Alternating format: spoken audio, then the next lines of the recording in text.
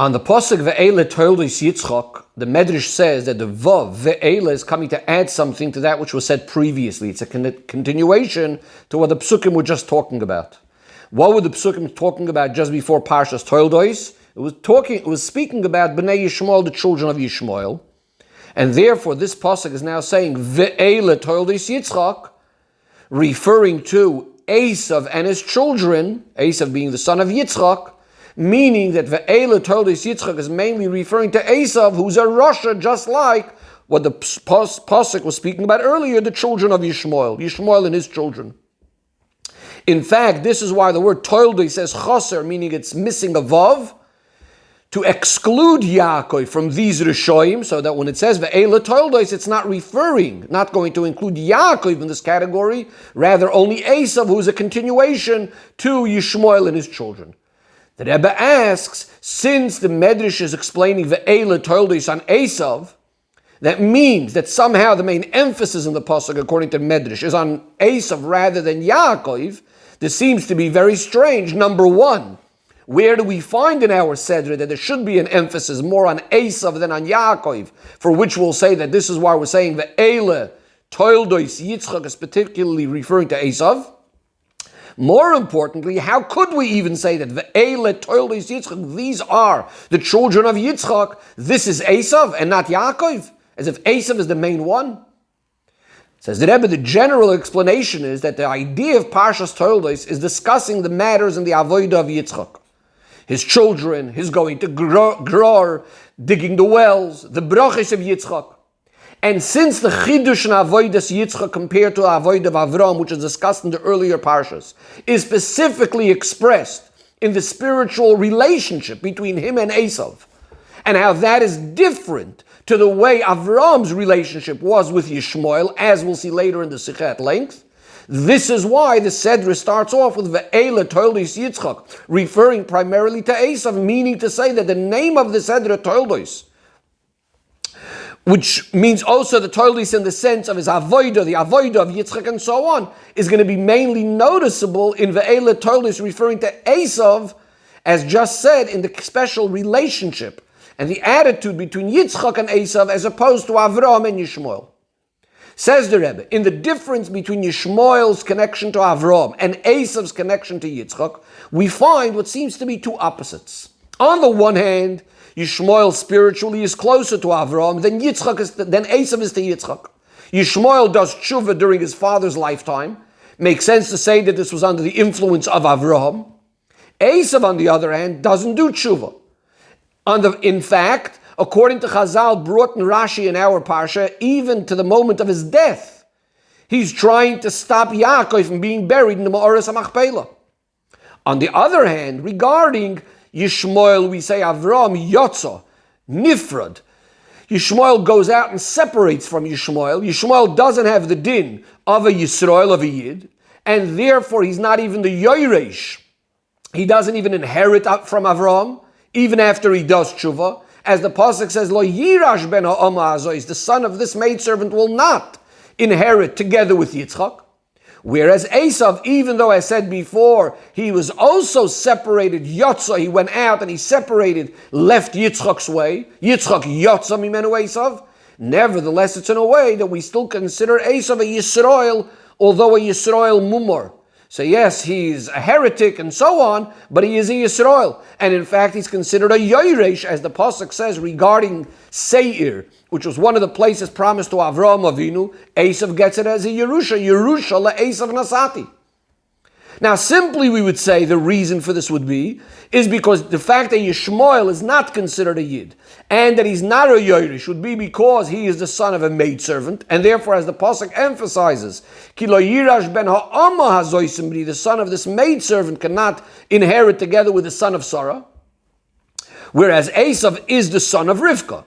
However, says the Rebbe, from the fact that some of the Bnei Yaakov are also the Bnei Shvachis, sons of maidservants, and nevertheless we say regarding Yaakov, Mitosoi Shalema, that all of his sons are considered the children of Yaakov and Tzaddikim and so on, not like Avraham and Yitzchak, where Yishmael and Esav left them. It's understood that before Matan Torah, even the child of a maidservant could have the geder of a Yid, and be a child that inherits. So if that's the case, we're back to square one, to the original question. What is the difference between Yishmael and Esav? As a result of which, Esav has a din of a Yisrael, and as opposed to Yishmael, even though on the other hand, as we said, it's specifically Yishmael that does tshuva and not Esav. From all of this, says the Rebbe, it's obvious that Esav's connection to Yitzchak is somehow a deeper connection than Yishmael has to Avraham, such a connection that's not even dependent on his tshuva. So to explain, the Rebbe says the special connection that Esav has with Yitzchak is also hinted in a Maimer Chazal that says that the place where Esav's head was buried was Begoy Itfei de Yitzchak, in Yitzchak's chest. Seemingly, this seems to be very, very surprising. The din is that Ein Koivrin Rasha Eitzel Tzaddik. We don't bury a Rasha next to a Tzaddik.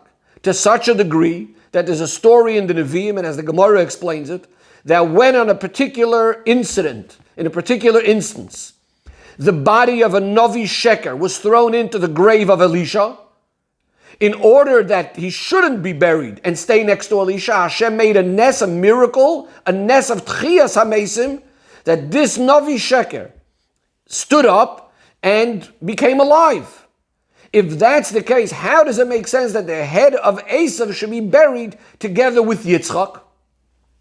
Especially as Chazal themselves emphasize when speaking about this, saying Reishei de Esav Rishia, the head of Esav Arasha. How does this make sense? So the explanation is, the fact that Esav is a Rasha, that's as far as his guf is concerned. In other words, the Esav, the way we know him down here, that's the Rasha. The head of Esav, which is severed and removed from his body, from the lowliness of his body, is not a Rasha. On the contrary, it has a connection to Yitzchak, and that's why we say that the head of Esav remains with Yitzchak. In other words, in simple words, what the Rebbe is saying over here is, in other words, we have the Esav the way he's down here, but we have the head, the shoirish, the root of Esav. In the higher levels, there is a certain inner connection that always remains with Yitzchak. The Rebbe says this is a similar idea to what Chassidus explains regarding the Satan. Regarding the Satan, we say that as the Satan, as his shoirish, as his root is in the highest spiritual realm, the Gemara says that the Satan, together with Penina, that l'shem shamayim niskavnu. Just very briefly, the Satan is referring to the fact that he came to speak negatively about Eov, and the Gemara says that really he was doing it l'shem shamayim. Penina is referring to the second wife of Elkanah, and she was distressing Chana about the fact that she didn't have children, and the Gemara says both of them, Satan and Penina, really had kavonis l'shem shamayim. Nevertheless, says the Rebbe, it's all very nice to say that the Satan up l'mayla, in its highest root, has kavonis l'shem shamayim, but down here, as the Satan is lowered down, as the Satan comes down as a bad malach, the Gemara says, Nasan einav b'migdash rishon and sheni ve'echrivoy. The Satan looks at the base of Migdash and destroys it. It's exactly the opposite of having very nice and good intentions. That means that Chassidus says we sometimes have a situation that up in the root, something could be very good, the way it comes down here is a negative thing. So too by Esav. As Esav is born from Yitzchak, in other words, his head, his root, his source on its own, that's very good, it's very holy. But the way it comes down later, connects to the body, clothes itself in the body of Esav, this is where you have ragom, or complete bad, to such an extent that the spark of Kedusha can't even shine over there, similar to a pasuk that says, Nei Rishoim Yidach, the candle of the Rishoim is flickering. In other words, as the Esav came down here there's no noticeable good anymore. And says the Rebbe, here is where we have the advantage of Esav over Yishmael. Both Yishmael and Esav being children of Avraham and Yitzchak, even though they left them and separated from them, there's something remaining inside of them of the koyach ha'av. Especially that we say tzaddikim are similar and compared to the Creator, to the Eibishter. So just like the Eibishter, the Eibishter is eternal. So even in the handiwork, in the actions of tzaddikim are eternal and kedusha, everlasting kedusha. How much more so in their children? Says the Rebbe, in other words, what's happening over here is that inside of Yishmael and Esav, there is being brought out and expressed the ideas, the Kedusha of Avraham and Yitzchak. However, this is already referring to the Kedusha of Avraham and Yitzchak as it is expressing itself and relating to the world outside of Kedusha. That's the world of and the place of Yotza Mimenu. In other words, simply put, there's Avraham and Yitzchak in their own holy avodah. Esav and Yishmael are representing already the realm outside of the world of Kedusha and how they are in some way connected or disconnected, as we'll see, from Avraham and Yitzchak. So the Rebbe says the difference between them, in which way it's expressed, the Pa'ula of the Avos, this is where we're going to have the difference, the effect of the Avos. By Yishmael, it was in a way that the fact that he was in some way still connected to Avraham, the influence of Avraham had on him was that he should do tshuva. On the other hand, even after he does tshuva, he still remains in his previous geder who he was, meaning he's not a yid, in his lack of deep connection to Avraham. So yes, there is some influence of Avraham in the fact that he does tshuva, but then there is a disconnect in the fact that he's not a yid. Whereas by Esav, it's the other way around. Even though, as far as his guf was concerned, is even lower than Yishmael, he doesn't do tshuva. But as we said before, Reishay, if we want to look at his root as his source, as the head, the way it's removed from the guf, this is the one that remains always connected to Yitzchak. Before continuing this discussion about Avraham and Yitzchak with Yishmael and Esav, the Rebbe gives an example in Halacha in the difference between the connection of Yishmael to Avraham and Esav to Yitzchak. The Rebbe says that we could say that it's similar to the two explanations in two ways in the geder of shlichus, of appointing a shliach. One explanation is that the shliach is a complete separate entity for himself. However, the Torah says that the mishaleach, the sender, by appointing this person as his agent, as his shliach, so he's now causing that the action that the shliach is going to do is going to be as if the mishaleach himself did it. In other words, the action is being connected, is being attributed to the mishaleach. But it's only the action. The shliach still remained a separate person. Another way of understanding shlichus is that the whole metzius of the shliach becomes like the mishaleach. And therefore, automatically, whatever he does is like the mishaleach doing it. The Rebbe doesn't go in over here so much in explaining the way this connects to the previous part, but it seems like what the Rebbe is saying is, in other words, Yishmael, yes, he's influenced by Avraham, and he's going to be doing things because of Avraham. That's like the first way of shlichus. On the other hand, Esav, in a certain sense, has a much deeper connection to Yitzchak, like the shliach that's taking the place of the mishaleach. Says the Rebbe, this difference between the children of Avraham, which is Yishmael, and Yitzchak, this child is Esav, goes and along with the same idea of the difference between Avraham and Yitzchak's own way of avodah. The difference between the avodah of Avraham and the avodah of Yitzchak. Avraham's avodah, we know, is b'derech milmaylo lamata. It was about drawing down, revealing elikus down here in the lowliest places. Yitzchak's avodah, on the other hand, was mimato lamaylo, to refine the world, to lift it up above. We find this difference in their avodos. In a simple way, Avraham Avinu is involved in bringing recognition and knowledge of elikus to the very, very lowliest type of people, even to Arabs that were bowing down to the dust of their feet, that they too should come to recognize the Eibishter's greatness. Yitzchak, on the other hand, we find that his avodah was digging wells. What is the idea of digging a well? Taking off the dust, the earth, the stones, the wood that are covering on the fresh water, that are deep down inside the ground. But Pnimius, this represents an avodah of refining the lowly world, of its lowliness, of its grubkeit, of its coarseness, so that it should be able to be felt inside of it, the makor, the source, the chayis aliki, the godly energy inside of it. Now, of course, Each one of these ways, milmailo lamato or mimato lamailo, has a certain benefit, a certain advantage over the other. When we speak about drawing down milmailo lamato, what's happening is you have the mato, you have the lowly place, and it is being influenced, it is being illuminated by the mailo. But it's not that the mato itself is changing. In other words, it's just being illuminated by something greater and higher than it. In our case by Avram, the fact that these Arabs are calling out Keil Olam, it's not that they now became people, it's their Chiddush, as if this became their Inyan. Because of their own essence and because of their own Metzias they're holding there. But rather, as the Pasuk says, Vayakri, Avram made them call out. In other words, it's something that's always relating back to Avraham Avinu.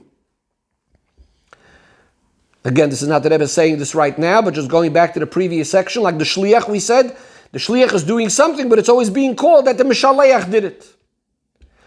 And back to the Sicha. And therefore, even though Avraham, yes, he brought about that these Arabs should recognize the Eibishter's greatness, but they were never lifted up from their lowliness. In other words, as far as their own Metzias is concerned, they always remained on their lowly level, the same Arabs as they were before. However, Yitzchak's avodah is about ha'ala mimato l'maylo. What does that mean? What he's achieving is that the lowly world should be connected to Elikus in a way from the mato itself. In other words, that the lowly Inyan should become changed, should become elevated, should get a connection to Elikus. Like the idea of what happens when a well is being dug. What are we doing? You're not bringing and pouring in fresh water into this well. You're not bringing in fresh water from somewhere else. It's about digging and revealing the Mayim Chayim that are hidden within the earth and within the well itself. On the other hand, there is still a certain advantage in the Hamshacha Milmaylo Lamato, bringing it down from above, like Avram's way, over Mimato L'maylo of Yitzchak's way. That is, by the Hamshacha Milmaylo L'mato, the bottom line is that the Oira Liki is actually reaching, going down to the lowest place as this mato, as this low thing, is remaining in its place, who he is, how he is, with his own lowliness. Like Avraham Avinu, we said he brought the recognition of the greatness of the Eibishter even to the Arabs as they remain who they are. Whereas when we speak about ha'ala mimato l'maylo, it means that we need to go away from the lowly state, becoming lifted up to Elikus, leaving all the lowliness, and therefore the lowliness by itself, of its own, was never really illuminated. It's always about, you need to leave the Gashmias, you need to leave the lowliness. The lowliness itself was not actually transformed. Says the Rebbe, this is also the difference now between Avram and Yitzchak in the Seder of their avodah, of their conduct, and so on.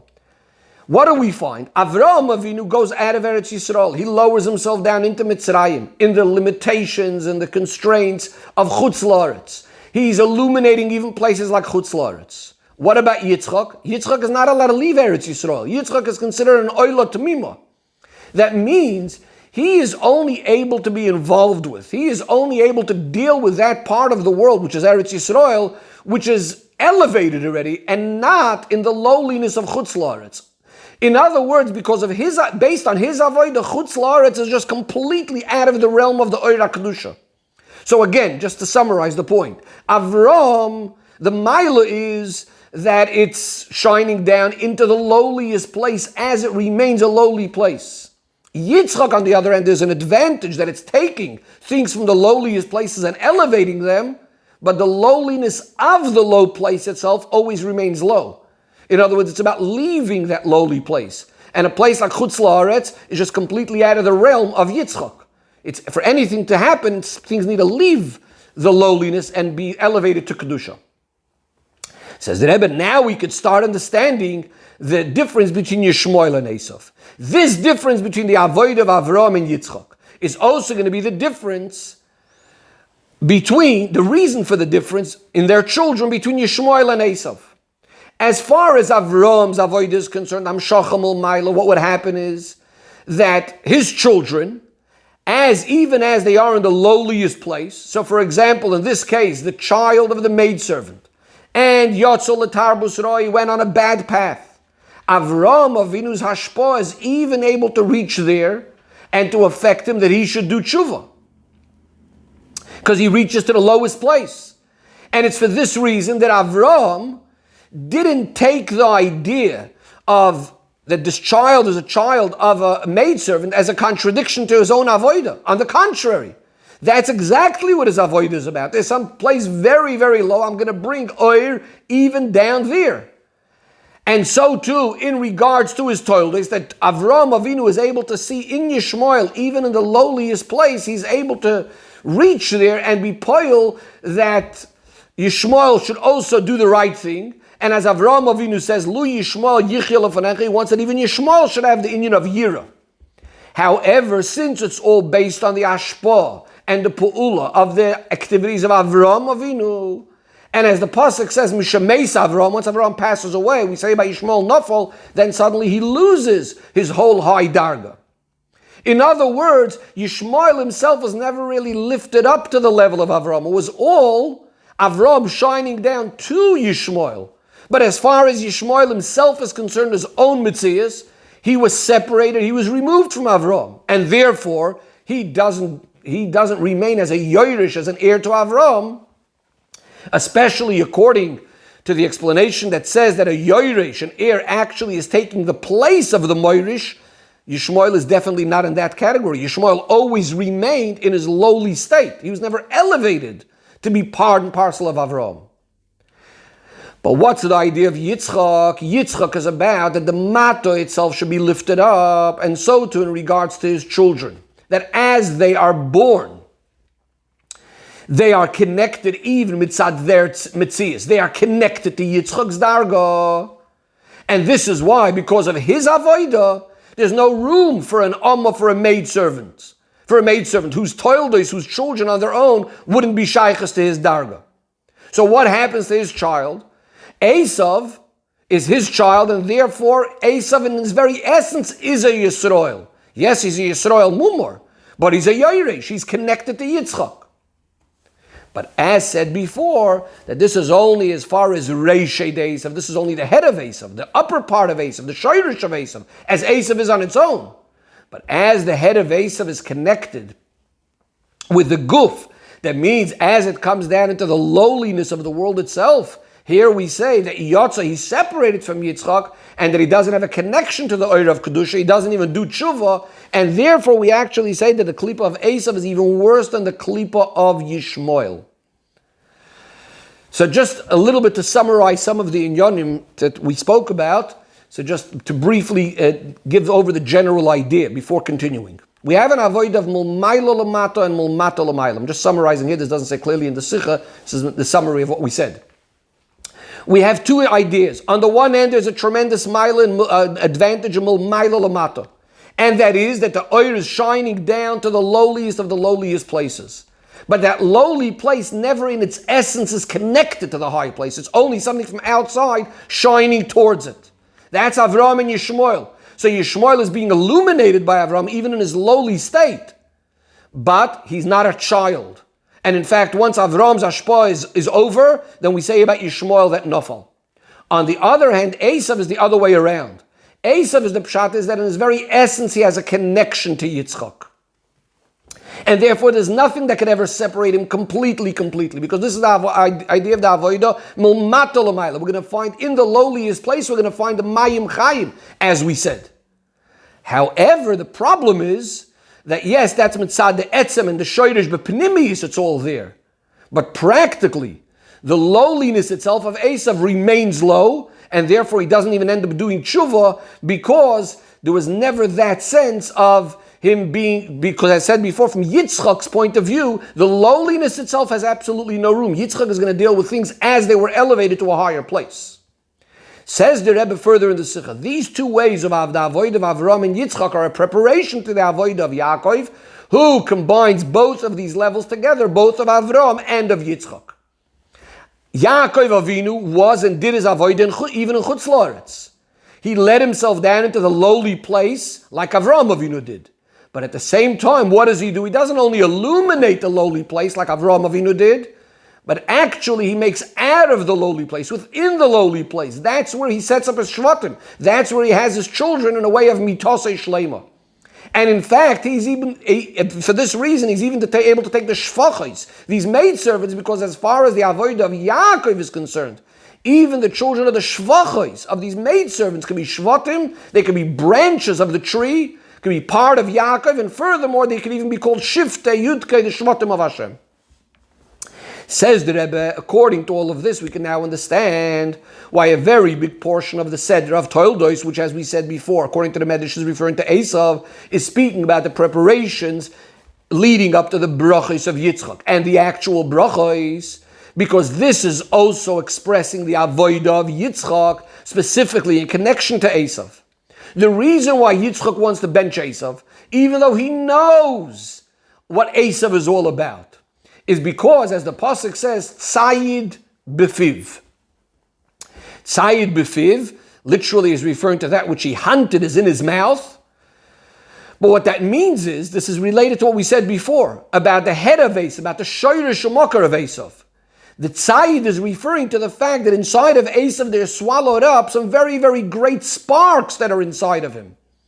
Like we know that there's certain great geirim that came out of Esav, the neshama of Uncles Hagei, Reb Meir, and so on. And since the avodah of Yitzchak is about digging the wells, as discussed earlier in the Seder, to dig, to find the mayim chayim that are hidden in the depths of the earth. So what's Yitzchak trying to do? By giving the brachas to Esav, he wants to dig, he wants to reveal within Esav that mayim chayim, those holy sparks that are really, in essence, are there in the head and the source of Esav. And how Yitzchak sees Esav, he's actually deserving of it. However, Yotza Mimenu Esav, the way Esav is down here, not as he is in his source. He's actually not a keli right now for these brachas. And these brachas needed to be given to Yaakov, and only he has eventually the koyach to elevate Esav. Says the Rebbe, the Hoira of all of this simply is, if even Esav Arosha, who was before Matan Torah, has the title of a Yisrael because he is the son of Yitzchak, notwithstanding the fact that he was a mumor. And if Yitzchak was trying so hard to reveal inside of him and to dig with inside of him his pnimius, how much more so by Yidden after Matan Torah, that the koyach and the chayis of every single Yid, notwithstanding no matter what situation he finds himself in. As the pasuk says, Anoichi Avayid, the pnimius of every single Yid is connected to the Eibishter. Especially as Yidden, that even the Yidden that are not the way they're supposed to be, so in Bechitzonius at least, are much, much higher than Esav. In addition to the fact that these days, most of the Yidden that are in that way are considered a Tinok Shenishba. So how much more so that we have to dedicate ourselves so much to be Makarev all of these Yidden, even those that are so far from Yiddishkeit. We need to dig. And we need to dig until we find it, until we get there, and reveal in them the mayim chayim that exists inside of each and every Yid.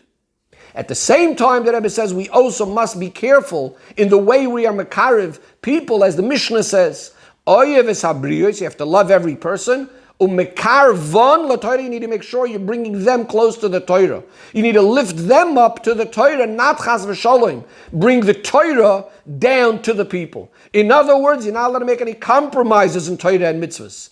Even if you think that through that you might get someone closer to Torah and mitzvahs. The truth is that the Torah is everlasting forever and ever. Torah never changes. Nothing is ever added, nothing is ever taken away, and therefore you can never make any compromises. In fact, says the Rebbe, this is hinted in the Rashi in the beginning of the Parsha. Rashi says on the word ve'ele toldos that this refers to Yaakov and Esav that are mentioned further in the Parsha. In other words, which Esav is considered the toldos of Yitzchak? The Esav, the way he's in the Parsha, the Esav, the way he's in Torah, the one who Yaakov is going to be mevarer according to the ways of Torah, according to the instructions that are said in the Torah. And the way, says the Rebbe, to look at every single Yid is as he is, as we said before, his reisha, his head. In other words, looking at him in his source. Then you won't see his lowliness, then you won't see his chitzoni, his dika state. Rather, you only see how he is in his elevated state, of his very etzem, of the very pnimius of who he really is. that from that point of view, every single Yid is Shaykh, and every single Yid wants to fulfill all of Torah, and therefore we'll do everything we can to lift up every single Yid and to be Makariv to the Eibishter, to the Torah and the Eibishter's Torah and mitzvahs, to the complete Torah.